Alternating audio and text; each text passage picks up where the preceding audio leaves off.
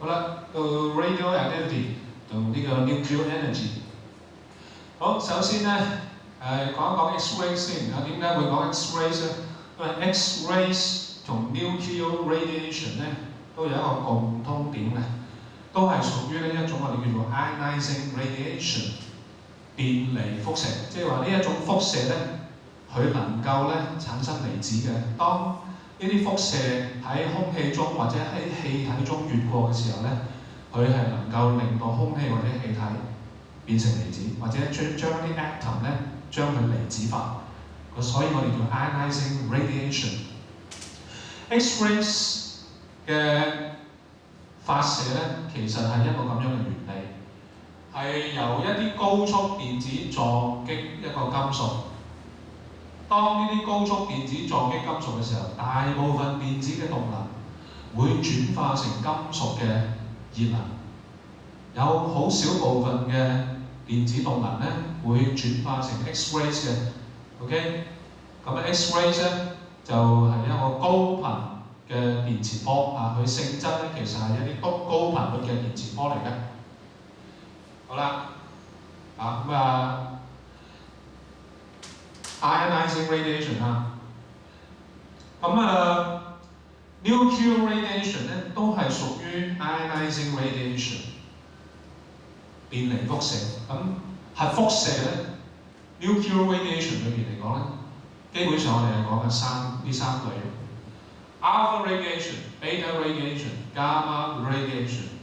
而 alpha radiation 佢嘅性質咧，佢嘅 nature 本身咧其實係 helium nucleus。Beta radiation 嘅 nature 其實係一啲 fast moving electrons。Gamma radiation 咧，佢其實唔係 particles 嚟㗎，係一啲 high frequency 嘅 electromagnetic waves。咁如果你分析佢嘅 charge， 佢哋嘅各自嘅電荷量啦，同埋佢嘅質量啊 ，charge 同埋 mass 咧，可以咁睇。beta 咧係 fast moving electron， 所以佢嘅電荷量等同一個電子。alpha 咧嘅電荷量等同兩個電子嘅電荷，不過係 positive。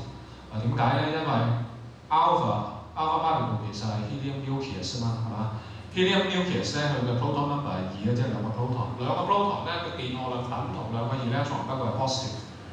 咁mass 嚟講咧。beta particle 咧就好輕嘅，電子質量好輕嘅啫。咁但係如果以原子質量單位去計，即係所謂 AMU 啊 ，atomic mass unit 去計咧，大約係1/100000啦。咁 alpha particle 咧就係大約係4個原子質量單位，4個原子質量單位啊。咁呢個原子質量單位咧，一個 AMU 咧就大概係呢個數值嘅咁多 kilogram。當然呢個 data 係會 given 嘅喺個 question book 嗰度。咁嗰啲核輻射咧，每一種核輻射咧，我哋比較有興趣知道咧，就係佢哋以下嘅呢啲嘅特性啊。首先係 ionizing power， 佢哋嘅電離能力最強係 alpha 啦，其次 beta， 最弱咧就係 gamma。跟住我哋有興趣知道嘅就係佢哋嘅 penetrating power， 嘅穿透力。穿透力我哋可以分兩個方式去討論嘅。第一咧就係佢哋喺空氣中可以穿透幾遠，咁通常我哋叫做射程 range in air。alpha 咧大約係5 cm， 但其實個意思咧就係佢喺空氣中滑過嘅時候，佢嘅能量咧，即係佢嘅 kinetic energy 咧，其實就係喺5 cm 嘅射程裏邊咧就會消耗殆盡。點解咧？佢用嚟咧令到啲空氣變成離子啊嘛。咁所以同 ionizing power 咧就啱啱相反啦。ionizing power 越強咧，個 penetrating power 咧就相對咧就越弱啦。beta particle 咧就可以大約咧係6米。其實呢個係大約數嚟㗎嚇，唔係 exact value 嚇，唔好當咧一定係6米。總之佢係 below 10 meter 啦喺10米之外。而 gamma source 咧係可以 over 100米嘅百幾個 meter 啦。咁呢啲係 typical value 嘅。另一個方式去講 penetrating power 咧，就真係講咧佢可以穿透幾厚嘅物質啦。咁 alpha 咧係一張紙咧就 stop 到佢啦，而 beta 咧就要大約5mm 厚嘅 aluminium， 咁就可以 stop 到佢。佢可以穿過張紙，但係去到呢塊 aluminium plate 咧就 stop 咗啦。而 gamma source 咧前頭呢兩樣都穿得過，而且咧穿過之後好似咧完全冇減弱嘅。我哋要用一啲厚嘅 lead 原板先至咧可以將佢嘅強度減低嘅。不過咧都未係完全將佢完全制止嘅喎，可能要好多層啊，好多層嘅 lead plate 咁先至可以咧大幅度咁將佢嗰個嘅強度減低。跟住我哋想知道嘅就係呢啲 radiation 咧，呢啲nuclear radiation 一啲核輻射喺電場同磁場當中有冇編接 ？OK， 好簡單啫，因為 alpha 同 beta 都係帶電粒子，所以喺電場當中佢哋會有編接，而 gamma 咧係會直去啦。而佢哋嘅編接路線咧就係睇翻佢哋嘅電荷啦。alpha 帶正電，所以就會 deflect upwards。如果上邊係 positive 係 negative 嘅話 ，beta 咧就會 deflect downwards， 因為佢係 fast moving electrons。除咗我哋睇佢 deflection 嘅方向之外，我哋仲要留意咧，佢哋嗰個 deflection 嘅幅度係同佢哋嘅 mass 有關嘅。alpha particle 相對係較重，beta particle 相對較輕，所以 beta 嘅 deflection 係較為大幅度 ，alpha 嘅幅度係較為細。好，呢度咧順帶再提一提。其實呢啲 alpha 同 beta 喺呢一個 parallel plate 之間嘅 deflection， 其實咪就係我哋前邊所講嘅 projectile motion 咯，係咪啊？因為呢個係 uniform electric field 嚟㗎嘛，呢個係咪？帶電粒子穿過 uniform electric field， 就其實咧等同咧一個物體喺地心引力場底下作嘅投射運動 projectile motion 係咪？所以咧，其實呢個 beta particle 同呢個 alpha particle 咧，呢個路線咧喺呢個 gap 裏邊嘅 curve 咧係一個 parabolic path 線嚟嘅。好啦，如果喺磁場當中如何啊？咁呢度咧有個磁場 ，OK， 有個磁場，有個 alpha beta gamma source， 即係話呢個放射性物質咧，呢個放射源我哋叫做radioactive source。係同時發射呢三樣嘢嘅，咁加埋會直去啦，係咪？咁 alpha beta 咧就會彎曲，呢個彎曲路線咧係可以根據 Fleming's left hand rule 去 predict， 即係 FBI left hand rule 啊 FBI，有磁場，有電流 ，alpha 飛嘅方向就係電流方向 ，beta 飛嘅方向就係電流嘅反方向。咁你就利用呢個啦FBI 呢個手勢就揾翻個手指公嘅方向，就係呢啲粒子咧佢嘅編接方向嚟嘅。好啦，喺電場裏邊咧，佢個編接路線就係 parabolic path、projectile motion。喺磁場當中咧個編接路線咧其實就係 circular paths， 因為佢哋所受嘅 magnetic force。同佢哋嘅 velocity 永遠都係垂直，成住呢個 force 嚟嘅。前邊 E and M 嗰度咧有睇過。Cloud chamber 雲霧箱，喺個雲霧箱裏邊，如果你擺咗啲 alpha source、擺 beta source、擺 gamma source， 出嚟個效果分別就會係咁啦。alpha particle 出嚟嗰個效果咧好鮮明嘅，又直又粗嘅雲霧線 ，OK，straight and thick track， 咁呢個咧就係 zigzag paths， 咁呢一個咧就 negligible，OK， 即係幾乎冇嘅。咁要小心呢一啲白色嘅雲霧 ，the white cloudy tracks， 其實係點形成啊？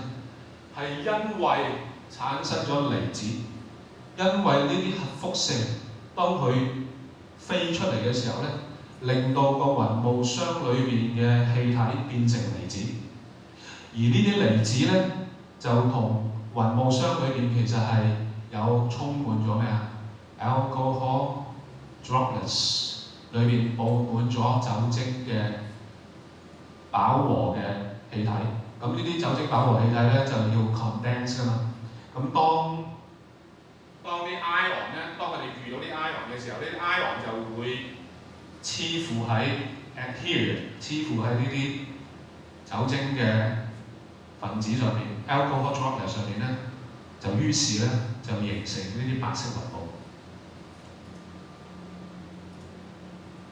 OK， 呢度咧想提一提啦，一啲我哋量度輻射嘅一啲嘅名稱。第一樣嘢叫 activity， 活躍度。呢個活躍度係指嗰個放射源每秒鐘發射嘅輻射量，或者係嗰個 radioactive particles， 或者 amount of radiation emitted per second。通常我哋嘅單位就係 per second， 即係1秒鐘發射幾多次嘛。不過咧，千祈唔好用個 hertz 喎。OK， 1秒鐘嘅次數咧，咁如果以 wave 嘅角度去諗咧，即係 hertz 啦。咁但係 hertz 呢個名稱咧 ，frequency 咧係代表一個 periodic 嘅情況啊。wave 就係 periodic 啊嘛，即係每秒鐘10次，咁佢永遠都係每秒鐘10次。咁呢個係 wave 咧，就係咁樣嘅。咁但係 radioactivity 咧，放射現象咧係 random 㗎嘛。咁所以個 activity 咧就唔係一個次度都係exactly 同樣嘅數值嚟㗎。咁所以咧，我哋就唔可以將呢個 per second 咧變咗做 hertz 㗎。每秒鐘幾多次 per second， 咁亦都叫做 becquerel BQ。另一個叫 count rates。通常我哋要量度一個放射源嘅活躍度咧，我哋係度唔晒嘅。我哋因為會用一個 GM tube 去度，所度出嚟嗰樣嘢叫做 count rates。OK，count rates 數啊，即係咧呢個係指咧個放射源發射啲輻射出嚟之後，但係有幾多係進入個 GM tube。個 GM tube 係收唔晒㗎嘛，只係收一部分嘅，係咪？咁所以咧，我哋應該嚟講咧，count rate 咧唔等同 activity 嘅全部，至多咧係正比嘅啫 ，proportional。OK， 仲有一樣嘢叫 dose， 輻射劑量，劑量就係指吸收嘅問題咯。activity 係指發射嘅問題，嗰個放射源每秒鐘發射幾多就叫做 activity。dose 嘅劑量咧就係某一個物件，當佢被輻射照射咗之後咧，佢每單位質量 per unit mass， 佢吸收咗幾多輻射，呢個叫輻射劑量。咁輻射劑量咧有以下呢啲嘅唔同嘅計法嘅 ，OK， 唔同計法。咁一般咧，即係有時如果有啲輻射泄漏啊，我哋想量度翻個輻射水平係幾多咧？一般係用呢種單位咧 SV 啦，即係咩希洛特啊，我中文叫做嚇。咁呢啲自己睇啦，呢個係通常就係指一啲即係話嗰個生物效應啊。當一啲細胞組織或者人體暴露喺輻射底下嘅時候咧，嗰個嘅產生嘅生理效應，咁就利用咧呢一個數呢個單位嚟量度嘅。不過咧就喺 physics 咧，我哋比較少講呢樣嘢啦，比較少考咯。個課程裏邊有提到。OK， 一啲 common mistake。第一，有啲人以為alpha particle 因為 positive charge， 咁如果咧一個 positive charge body 被 alpha particle 照射咧，因為有 repulsion， 所以咧結果咧就唔會令到呢一個波咧 discharge 嘅。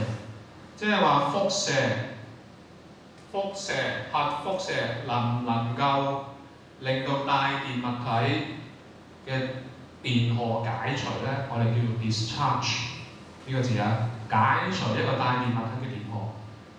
核輻射其實係可以嘅，不過咧有啲人就以為要相反先得啊，即係話如果呢個係 alpha source，咁呢一個金屬球係 negative charge 咧，就可以 discharge 佢啦，因為 neutralize 咗佢。如果係 outer particle 呢個係 positive charge 咧就唔得啦，因為有 repulsion。咁即係話咧，如果呢個係 positive charge body，我就要揾個 beta source 照佢先至可以 discharge 佢，係咪？錯，唔啱嘅。我哋用核輻射去 discharge 一個帶電物體，令到一個帶電物體電荷解除咧，係基於 ionizing effect， 即係話嗰啲輻射照射嘅路程當中咧，令到啲空氣變成離子。相反，電極嘅電荷嘅離子就會走去 neutralize 嗰個帶電物體啦。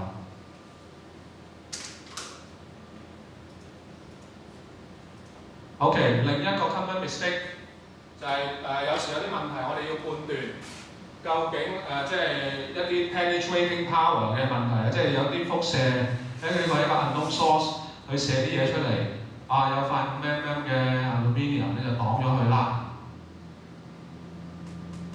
咁咧就想問我哋咧，究竟呢個輻射源咧，呢個 radioactive source 咧係會放射啲咩出嚟？嗱，咁好容易咧，我就會即刻 make 一個 conclusion 咧，aluminium 5mm 擋咗佢一定係 beta source 啦。咁樣做咧唔恰當嘅，點解咧？因為我哋要知道咧，一個 radioactive source 咧，佢未必淨係發射 beta 嘅 ，OK？ 佢未必淨係發射 beta， 即係佢唔會淨係，未必係淨係發射單一種核輻射，可以係多種核輻射嘅 multiple types of nuclear radiation。咁所以咧，我哋比較恰當嘅方法咧，就要用一個咧排除嘅方法，用排除方法。OK， 首先咧咁我哋要睇下究竟佢可唔可以穿過一張紙先咯，係咪？咁如果佢穿得過一張紙，咁我哋就首先要判斷到佢唔係 alpha source。OK， 好啦，再加上咧呢一個 aluminium plate 咧就 stop 咗佢咯，已經 stop 咗佢喎，唔係減弱喎，係 stop 咗喎。咁即係話佢唔係 gamma source， 因為如果係 gamma source 咧，佢就仍然可以穿過去啊嘛，只係減弱啫嘛。咁所以咧，用呢個方法即係排除咗佢唔係 alpha 先，亦都排除咗佢唔係 gamma， 先至咧作出呢個結論，佢係 beta source。呢度有一個例子，呢個例子咧其實就係一個所謂smoke detector， 即係嗰啲煙霧探測器。煙霧探測器，即係話咧，如果有火燭，突然之間個房間好多濃煙嘅時候咧，啲煙霧咧呢一個物件咧，即係個盒仔嚟咧，通常擺喺天花板嗰度啦。啲煙霧走咗入去咧，咁就會探測到咧，就會觸動到個 alarm 咧，就會着嘅。好啦，呢啲問題咧就以前咧會考嘅時候咧，就好多時會考嘅。呢度想問啦。Part A 點解 explain why a small current flows across the electrodes under normal operation？ 喺正常嘅情況 ，normal operation 即係話冇煙霧啦嚇。正常嘅時候咧，其實係有電流通緊嘅。咁你細心睇呢幅圖咧，其實 open circuit 㗎，係咪 incomplete circuit？ 咁點解會有電流過咧 ？OK， 咁個道理就係因為喺呢度嘛，因為個 alpha source 呢度照射落去咧。產生 ion，OK， 就係你要答到嗰啲 point 啊，就係 個 ionizing effect 嘅話 alpha source produce ion 係咪？然之後咧2分喎，第一分就講緊佢 produce ion 咧，第二分就係話啲 ion 咧就 complete 個 circuit， 所以產生 current flow。OK， 個 outer particles 咧 ionized air molecules。produce ion pairs， 咁你寫到 produce ions 都得嘅嚇，嗰個嚴格啲應該 ion pairs 咧，你寫到 produce ions 都 OK 嘅。咁嗰啲 ions 咧就 attract towards 嗰啲 electrodes complete circuit current flows。好，跟住咧繼續會問你就話咧，我哋想描寫下 describe and explain B 咧先至係咧成個煙霧探測器咧嗰個嘅關鍵原理。想我哋解釋一下有煙霧嘅時候 ，smoke particles enter in， 有煙霧進入去嘅時候，點解會觸動咗嗰個 alarm 啊？係咪？首先咧，因為嗰啲煙霧嗰啲粒子嘅微粒啊 ，smoke particles 走咗入去嘅時候咧，佢可能咧會 neutralize 咗嗰啲 ions 嘅 ，OK？ 咁於是就會少咗啲 ions。到達 electron 啦，係咪 ？Fewer ions reach the electron， 於是個電流會細咗咯。The current in the circuit drops， 而個電流細咗咧，就係觸動 alarm 嗰個嘅原因嚟嘅。OK，the alarm is triggered。C 呢度咧就話咧 ，How would you convince the public that the smoke detector poses no health hazard in normal use？ 即係話。有啲人就驚啊嘛，咩講親核輻射咧就驚㗎。咁你話睇仲喺屋企嗰度咧擺個煙霧探測器喎，或者你喺個商場見到有個煙霧探測器，你讀咗有少少物理常識咁，你話哎呀呢啲係放射性物質，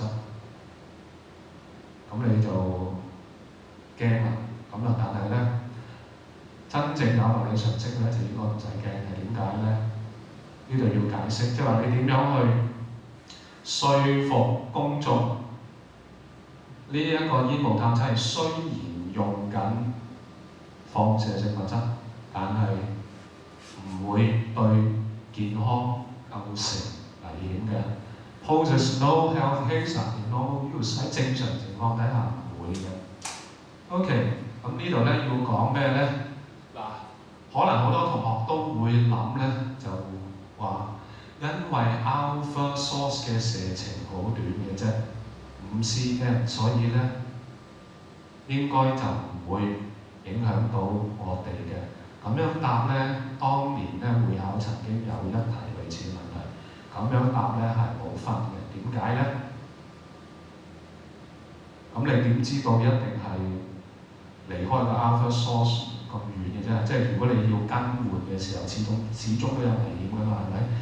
而家我哋要針對咧就係 health 嘅問題，所以咧應該要答嘅咧就係佢嘅劑量，個輻射劑量其實係好細。OK，the radiation dose is small。個問題係 focus 喺 health hazard。OK， 你話 alpha particles 係 short range 咧，未 not gainful mark 啊，當年嘅 marking 咧就係唔俾分嘅咁樣答。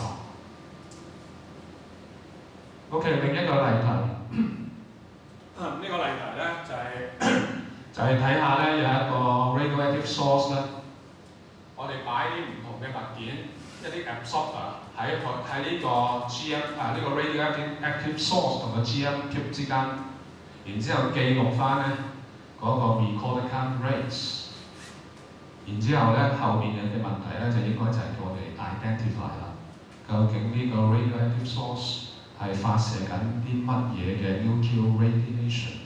首先我哋睇下啦，有空氣就咁空氣嘅時候好高嘅753，咁其實咧由呢一行咧，淨係睇空氣係753咧，係咪應該就排除咗咧佢係有 alpha 以外嘅嘢，係咪？即係佢唔會淨係得 alpha 啦。嗱，你唔可以即刻話咧，佢冇 alpha 喎。OK， 你唔可以即刻話佢冇 alpha 喎，係咪？要睇埋下低先喎嚇。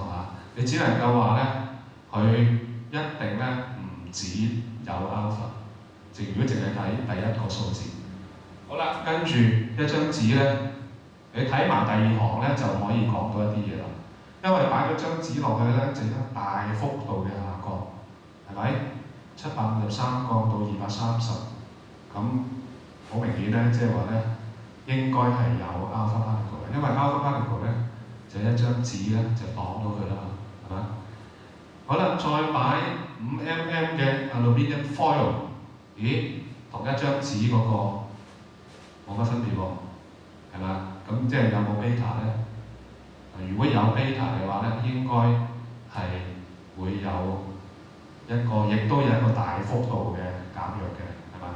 咁而家發現咧，同一張紙嘅效果差唔多，係嘛？咁所以咧就應該咧係冇 beta 嘅。好，最後再擺25mm 嘅 LED block， 就比起咧一張紙嘅時候咧，亦都有一個大幅度嘅減弱。所以個結論就係有 alpha 冇 beta， 有 gamma， 係咪？